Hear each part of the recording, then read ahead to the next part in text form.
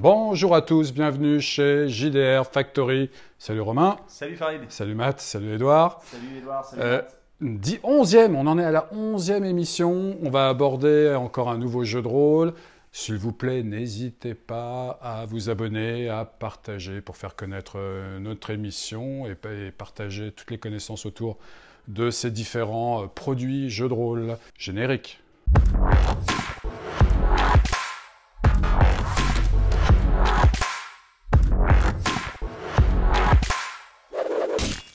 La petite histoire du jeu de rôle, 11e émission, et on va aborder aujourd'hui avec Romain Bushido, le premier jeu de rôle qui fait référence au Nippon, au Japon médiéval. Alors Bushido, moi je l'ai découvert très tôt, j'étais au lycée en seconde, et en fait c'est le premier jeu.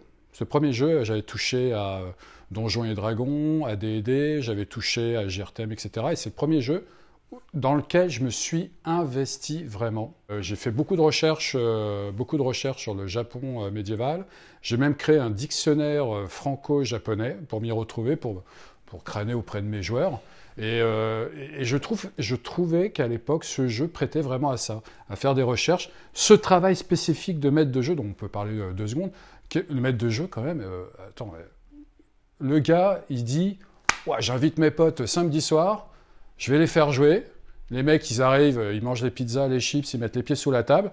D'ailleurs, il y en a certains, ils sont juste là. « Ah, pardon, ah oui, je dois jeter les dés, ok. Ah, super, j'ai fait 0,1 ou 100. » Et pendant ce temps-là, le MJ, toute la semaine, voire plus le mois avant, c'était mon cas un peu à l'époque, hein. Tout le mois avant, il a préparé la partie. C'est pas ingrat comme...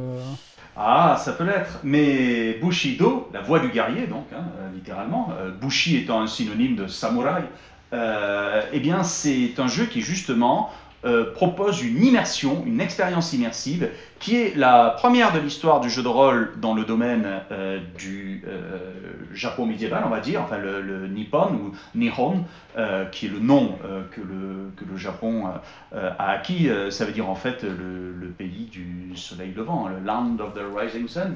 Un an après, pour le jeu Chivalry and Sorcery, il aura la propre version du Japon médiéval. Mais le premier, c'est Bushido, chez un éditeur très confidentiel, qui était la maison d'édition d'un des 2 auteurs, les auteurs étant Robert Charrette et Paul Hume, qui sont des game designers de renom, qui deviendront par la suite game designers de renom, Charrette étant un figuriniste pour Games Workshop notamment, et Paul Hume étant le co-designer du jeu de rôle Shadowrun.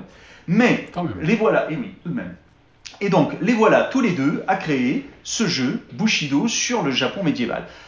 Et qui demande, ce que tu avais fait, Farid, ce dictionnaire, ce lexique, cette préparation, était nécessaire parce que le jeu ne propose pas vraiment de cadre historique. C'est pas un jeu historique. Justement. Il propose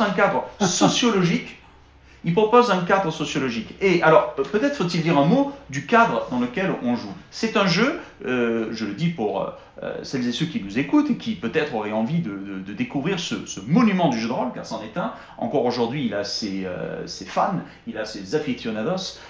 C'est un jeu qui a une réputation extraordinaire pour sa complexité, son réalisme et justement sa capacité d'immersion. C'est un jeu qui se passe dans ce qu'on appelle le Chambara. Le Chambara, c'est le film de KPDP, qui est un sous-genre du ce qu'on appelle le Jidaigeki, qui est donc le film de sabre. C'est-à-dire, Chambara, d'ailleurs, c'est un mot qui est une onomatopée. C'est parce que les épées, elles font cham cham bara bara. Tu parles vachement bien japonais. Non, pas du tout. Mais en japonais, c'est comme ça qu'ils font les onomatopées des bruits d'épées qui s'entrechoquent. Donc c'est pour ça qu'on appelle ça Chambara. Alors, si vous ne voyez pas ce que c'est, je vous donne quelques références. Vous avez Kakushi Toride no Sanakunin. Eh bien, celui-là, vous le connaissez tous. Bah oui, 1958, Kurosawa Akira, c'est la forteresse cachée, c'est le canevas de Star Wars 4, New Hope. Vous avez aussi Kozore Okami, c'est Lone Wolf and Cub, ou encore Baby Cart, célèbre seinen manga des années 70. Vous avez aussi Shishinin no Samurai, c'est les 7 samouraïs de Kurosawa. Vous avez bien sûr Rashomon, la porte de Rasho, film de 1950, extraordinaire film de Chambara de Kurosawa Akira encore, avec dans ces films on retrouve souvent le fabuleux et légendaire acteur Mifune Toshiro. Vous avez Kumu no Soju, le château de l'araignée, l'adaptation de Macbeth, et vous avez aussi Genroku Olu Chusingura, c'est les 47 Ronin de Mizoguchi, une œuvre un petit peu propagandiste d'ailleurs, faite en pleine Seconde Guerre mondiale. Voilà, c'est ça l'ambiance de Bushido. C'est là-dedans que vous jouerez dans ce genre d'ambiance. Alors c'est l'ère Edo.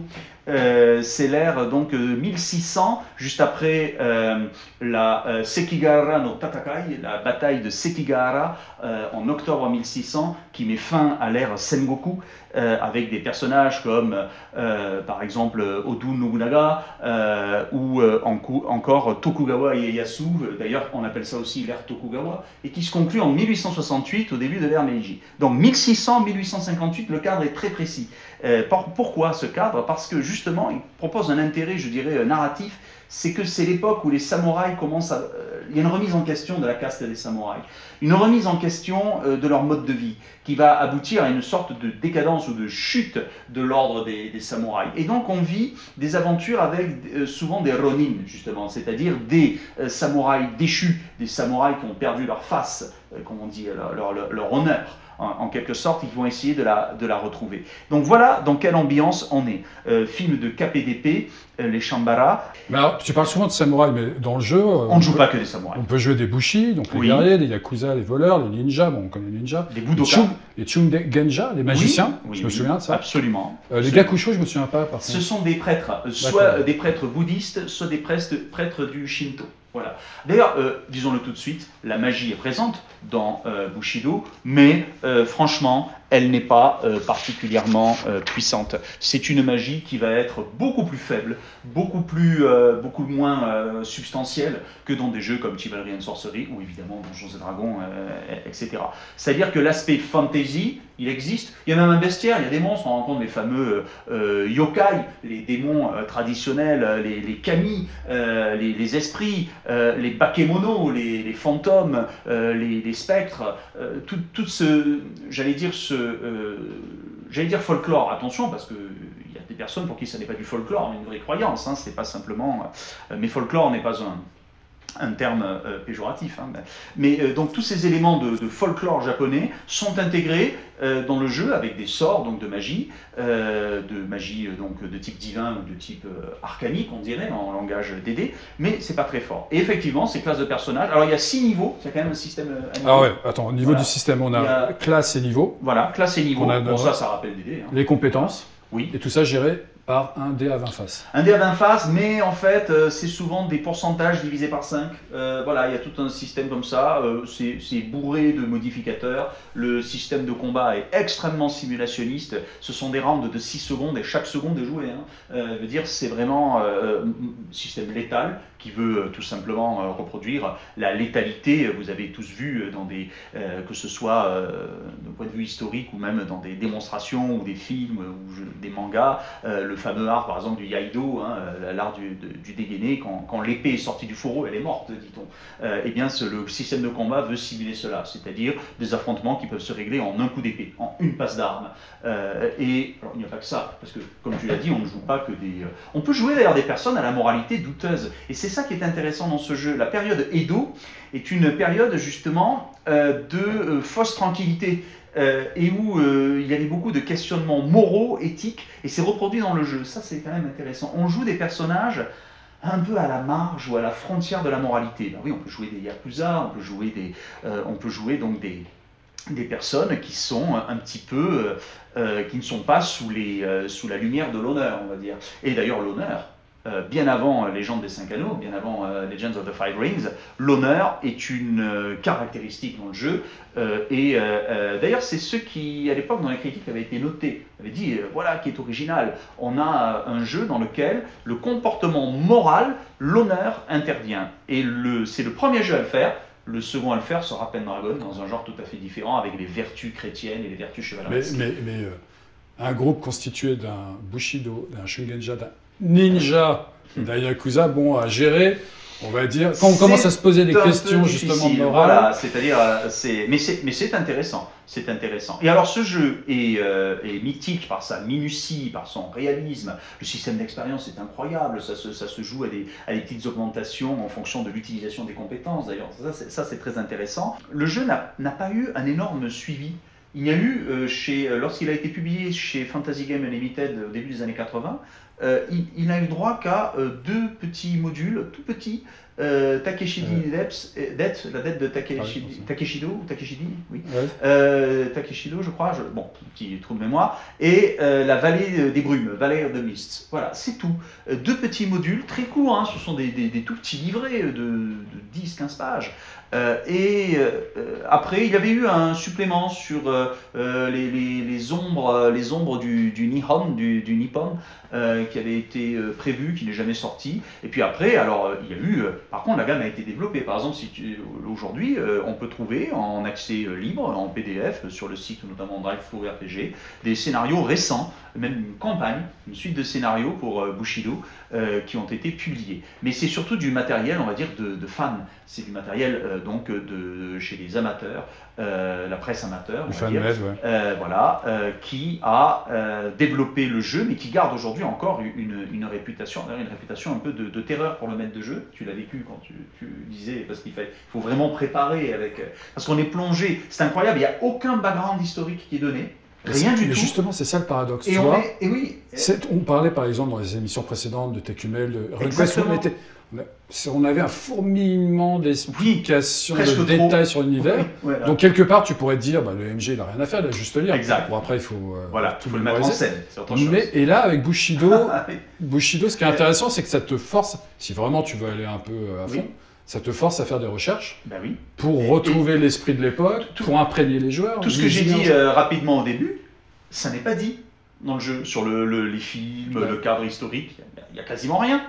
Et sur le jeu, on est assailli par plein de mots qui sont transcrits, bien sûr, hein, ils ne sont pas en idéogramme, mais ils sont transcrits. Et voilà, par exemple, à la création de personnages, on choisit ou on détermine aléatoirement sa classe sociale. Alors on peut faire partie, évidemment, de la classe des daimyo, on peut faire partie de la classe donc la classe sociale élevée, mais on peut être aussi un burakumin, qu'on appelle aussi les états, c'est les intouchables.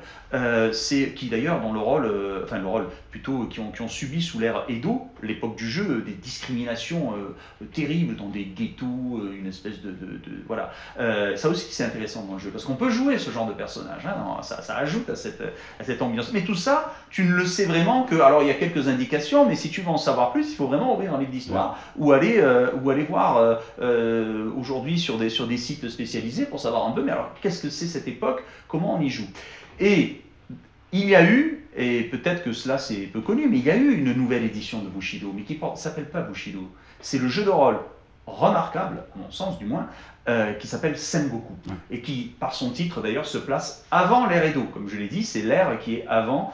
mais qui se voulait être le nouveau jeu de rôle Bushido. Absolument, absolument. Et Sengoku, lui, a une dimension justement historique et référentielle beaucoup plus prononcée. Et là, franchement, le maître de jeu est beaucoup plus à l'aise. Parce que tout de suite, ah oui, merci, on m'explique ce que ça veut dire. On m'explique ce que ça veut dire, par exemple, ne serait-ce que le do, donc Bushido, la voix du Bushin. Alors c'est quoi le code d'honneur, voilà. On pouvait facilement se perdre les pédales, se mélanger à l'époque quand on avait juste ce petit livret, parce que la boîte contient, il y a eu le livret, puis une boîte, puis à nouveau un livret qui reprenait la fusion de livres de la boîte. C'est pas épais du tout. Bon, c'est écrit en police 8 façon Wargamer avec des alinéas, voilà, il n'y a pas d'illustration. On était jeunes à l'époque, ça. Voilà. Mais ça reste mince comme livre. Et donc un jeu passionnant, de passionnés et passionnants, qui a lancé la légende de ces deux auteurs, Charette et Hume, et qui ont donc, Charette d'ailleurs qui était diplômé en géologie et biologie, passionné de paléontologie, donc c'était là encore des universitaires, hein. Encore une fois, hein, c'est né dans un cadre universitaire ce jeu, comme souvent on l'a vu, hein, dans les jeux dont nous parlons dans les années 70. Et donc le premier jeu de rôle de l'histoire du jeu de rôle sur le Japon médiéval, avec une dimension à la fois historique, mais je dirais qui n'est pas donnée ou qui n'est pas vraiment mise en scène dans le livre de base. Ben voilà, vous avez compris, hein, c'est un jeu de rôle qui a marqué son époque. On vous dit au revoir, n'hésitez pas à vous abonner, à liker, à partager, et on vous retrouve pour la 12e émission. Merci à tous. À bientôt. Ciao.